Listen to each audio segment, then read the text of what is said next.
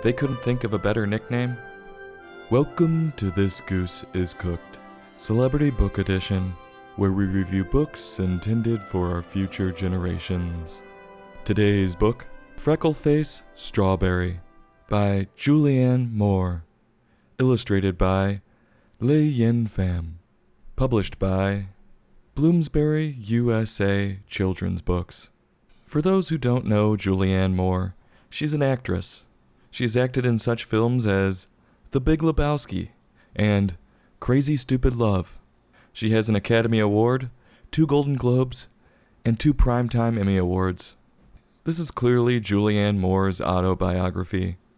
It's a story about a ginger, a girl who has red hair and freckles all over.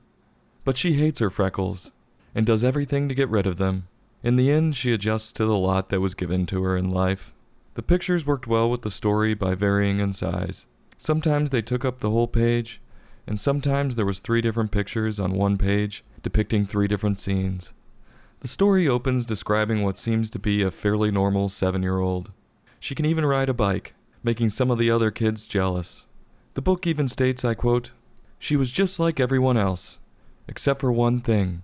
She had red hair, and something worse, freckles." End quote. That's 2 things, not 1. Red hair and freckles.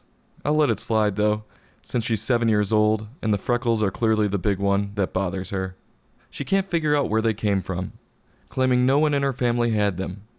Except, then she admits her younger brother has them too. Her dad in the picture has red hair, so that's probably a good place to start. If it was the mailman, I'm sure they could figure it out pretty quickly. She goes into how everyone points out her freckles and draws comparisons. Some are curious, and some poke fun. She then reveals the nickname she was given at school, Freckleface Strawberry. Not very original.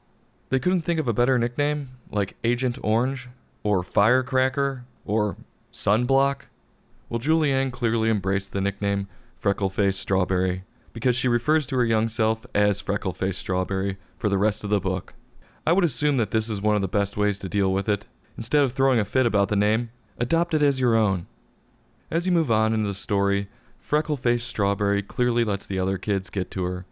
She tries everything she can to get rid of the freckles, from scrubbing them off, to home remedies of lemon juice, to using markers to cover them up.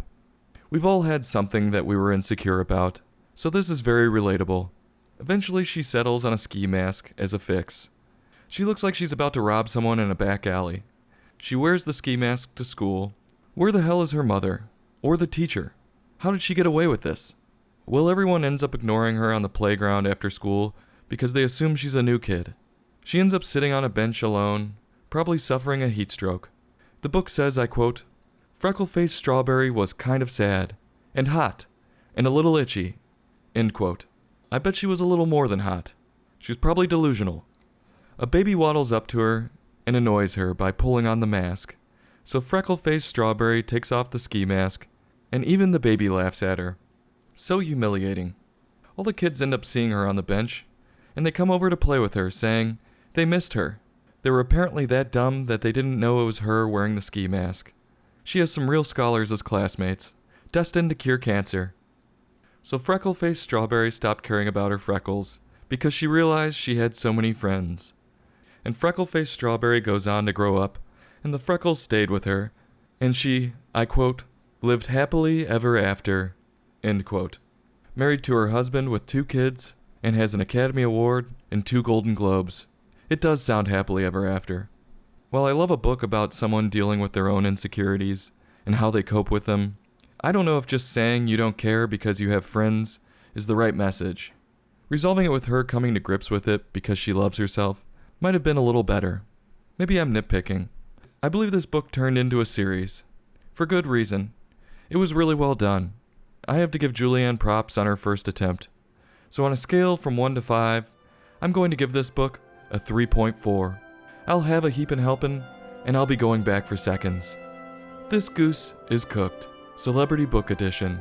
Join us next time for another in-depth book review.